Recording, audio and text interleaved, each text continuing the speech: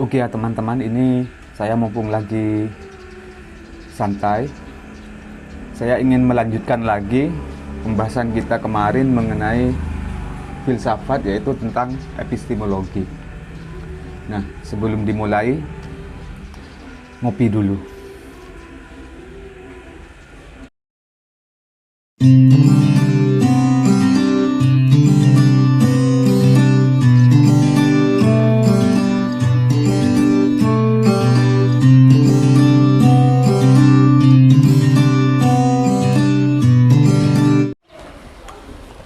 Nah, objek pengetahuan yang bisa ditangkap oleh manusia itu kan namanya fenomena, yaitu realitas yang sudah sesuai dengan versinya manusia. Nah, lawannya fenomena ini kan nomina, realitas apa adanya, atau istilahnya das Ding an sich. Yang bisa diketahui manusia itu hanya sebatas level fenomena. Realitas alam semesta sendiri itu susah dipahami. Yang dipahami kita hanya gejalanya. Misalnya, bulan itu fungsinya untuk menerangi malam. Nah, pernyataan bulan untuk menerangi malam itu kan cuma fenomena, cuma gejala bahwa kalau malam yang disinari bulan itu jadi terang. Jadi hanya persepsinya kita sebagai manusia. Bulannya sendiri nggak pernah bilang begitu. Dia nggak pernah ngomong bahwa dia ada untuk menyinari malam. Bagi kucing, kita tidak tahu apakah menurut kucing sinar bulan itu menerangi dia atau tidak, itu kita tidak tahu. Jadi, dunia di luar diri kita itu tidak bisa diketahui apa adanya. Kita hanya memahami gejalanya. Itu yang namanya pengetahuan prediktif. Jadi jenis pengetahuan itu kan banyak, cara treatmentnya juga beda-beda. Nah, kebanyakan isi di kepala kita itu biasanya pengetahuan biasa, ordinary knowledge. Pengetahuan jenis seperti ini kan tidak perlu dipikir dalam-dalam, karena tanpa mikir pun jawabannya kita sudah tahu. Misalnya kamu 2 hari belum mandi, lalu badanmu bau. Kamu tidak perlu pergi ke perpustakaan, nyari referensi, atau mengadakan diskusi kenapa badan kamu bau. Karena kamu sudah tahu bahwa itu karena kamu 2 hari belum mandi. Itu jenis ordinary knowledge atau pengetahuan biasa. Lalu ada pengetahuan ilmiah. Nah, ini gejalanya pasti jelas. Tapi untuk memahaminya kita harus tahu polanya. Alatnya namanya ya ilmiah, metode ilmiah. Nanti hasilnya juga ilmu, seperti kimia, biologi, fisika, dan lain-lain. Itu jenis pengetahuan ilmiah. Ada juga pengetahuan teknik. Nah, ini sebenarnya cabang dari pengetahuan ilmiah ya. Gampangnya itu ilmiah itu ilmu murni, sedangkan kalau teknik itu ilmu terapan, ilmu praktek, teknik komputer, teknik servis HP. Nah, itu jenis ilmu teknik. Ada lagi ideologi. Ini jenis ilmu doktrinal. Ada ADART-nya yang harus diterapkan dalam kehidupanmu sehari-hari. Entah itu dalam kehidupan berkomunitas, berorganisasi, majelis, atau termasuk agama, budaya, itu jenis ideologi. Kebenarannya itu sifatnya intersubjektif, hanya konvensi atau kesepakatan. Lalu ada pengetahuan filosofis. Cirinya ya seperti yang kemarin itu, radikal, komprehensif, kritis, dan lain-lain itu. Itu filosofis. Lalu yang terakhir ada pengetahuan mistik, termasuk agama, itu jenis pengetahuan mistik. Nah, jenis pengetahuan ini lebih rumit lagi karena parameter-parameternya itu abstrak. Kalau jenis pengetahuan filosofis, itu parameternya kan jelas karena logika itu tegas. Sedangkan kalau mistik, seperti agama, itu tidak. Misalnya, saya mendirikan padepokan ini karena dapat bisikan dari Eyang Gaib. Ini kan untuk membuktikan dapat bisikan dari Eyang Gaib itu kan susah. Eyang Gaib itu seperti apa, caranya dia membisikkan juga gimana, itu kita susah membuktikan.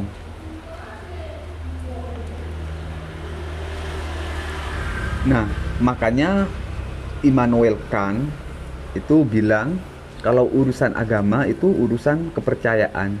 Jadi bukan masalah masuk akal atau tidak masuk akal, tapi urusan percaya atau tidak percaya.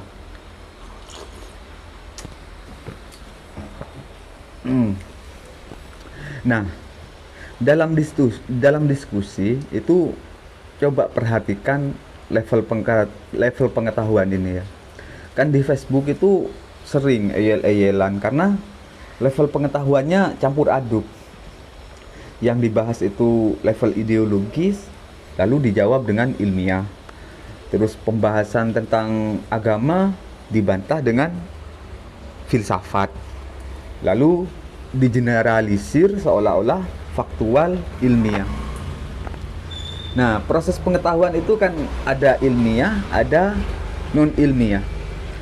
Ilmiah itu yang pertama dasarnya empiris, faktanya sistematis dan terkontrol.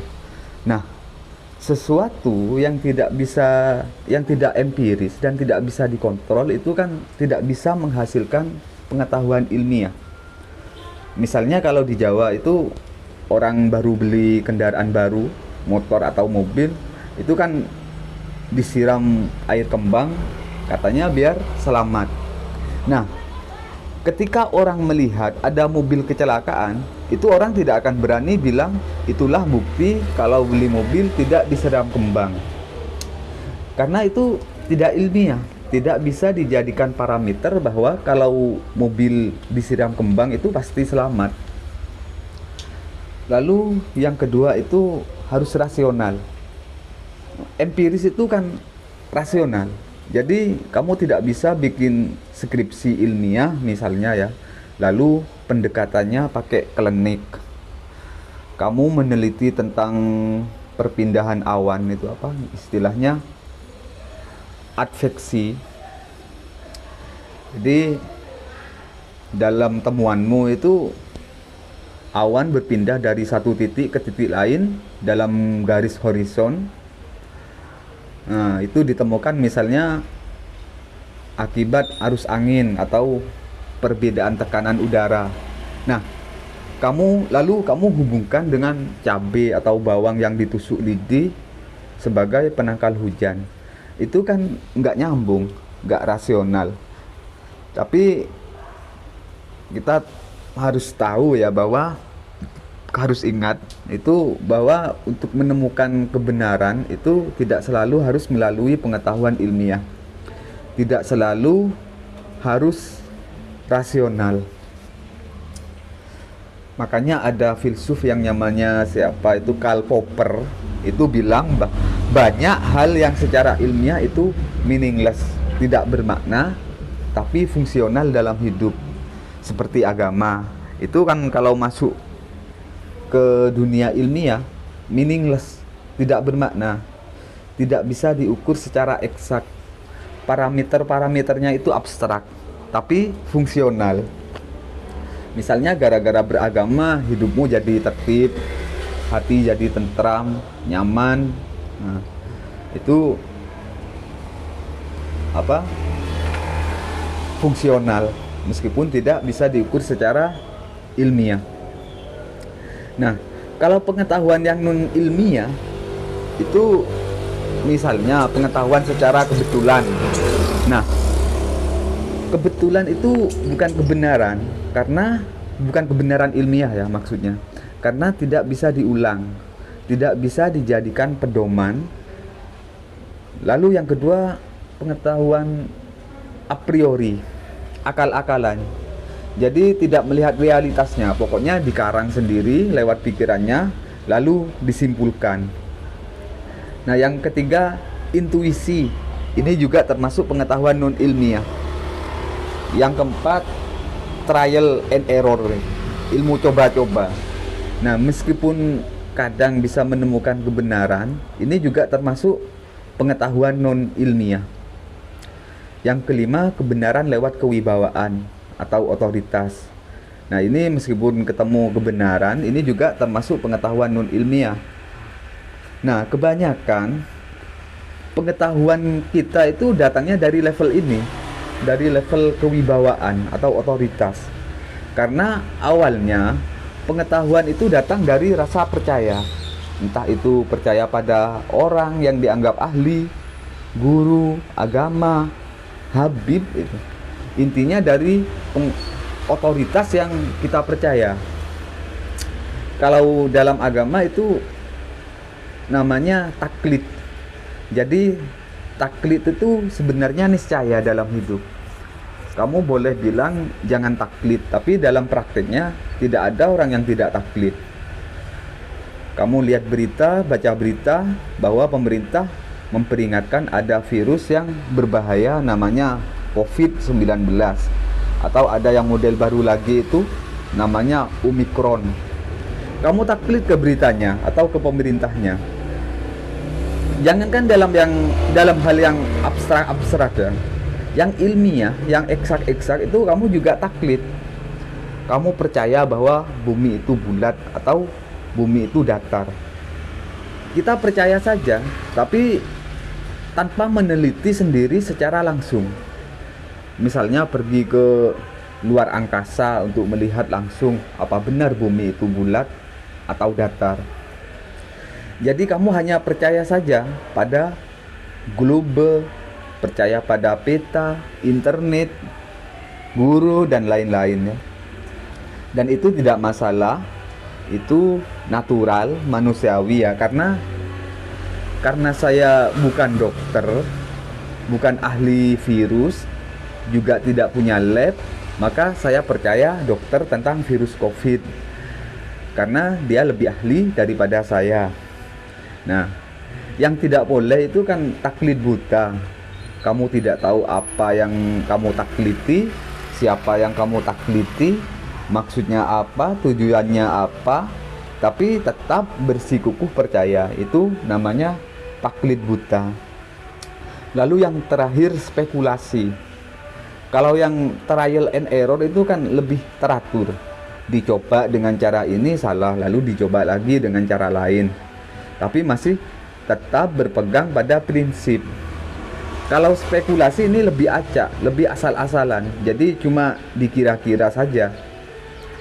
Ini juga pengetahuan non ilmiah. Jadi pengetahuan yang ada di kepala kita itu ada yang ilmiah, ada yang non ilmiah. Jadi kita bisa identifikasi sendiri, kita cermati sendiri, ilmiah atau non ilmiah. Kalau dalam dunia barat itu sumber pengetahuan kan lebih konsen ke yang ilmiah, yang asumsi-asumsinya itu positivistik. Dia hanya percaya realitas yang sifatnya empiris dan analisis yang sifatnya rasional. Kalau dalam agama itu lebih konsen ke aspek metafisik, atau istilahnya itu ke aspek sam'iyah. Dalam dunia barat, yang metafisik itu dianggap meaningless, tidak ada gunanya. Hasil pengetahuannya tidak pasti, sifatnya hanya spekulasi. Karena objeknya memang tidak bisa diindera langsung. Makanya metafisika itu disebut juga filsafat spekulatif. Karena isinya memang spekulasi-spekulasi, mengira-ngira. Tidak bisa diakses langsung.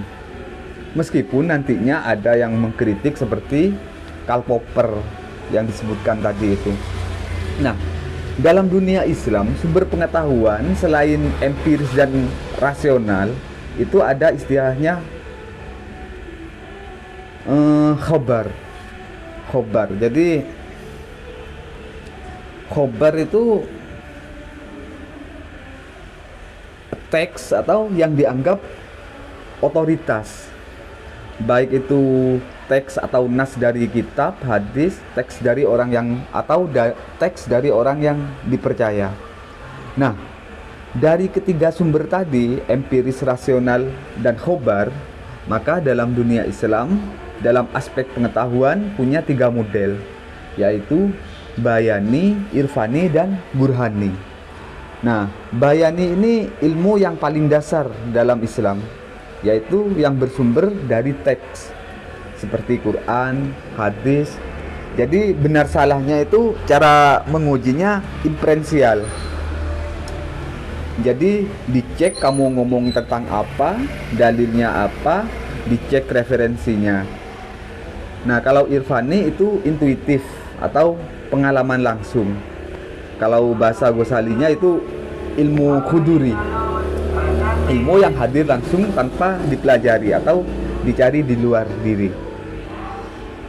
Atau nama lainnya itu ilmu laduni. Kalau orang Sunni itu ilmu laduni. Kalau yang burhani itu pakai akal, pakai rasio, pakai analisis. Ini kebalikannya dari irfani. Jadi berusaha mempelajari ilmu dari pengetahuannya orang lain, dari buku-buku. Itu ilmu deskriptif namanya ya. Itu istilahnya ilmu khusuli. Lawannya khuduri. Khusuli itu dalam epistemologi istilahnya know that. Kamu tahu bahwa Indonesia itu negara yang kaya sumber alam, kaya negara yang makmur. Itu know that. Kalau know how itu kamu tahu langsung bahwa Indonesia itu memang punya sumber daya alam yang melimpah, bahwa Indonesia itu negara yang makmur karena kamu terlibat langsung, kamu ikut mengelola. Nah, itu know-how. Aku rasa sampai di sini dulu ya teman-teman. Nanti daripada ngomongnya kemana-mana, udah capek saya.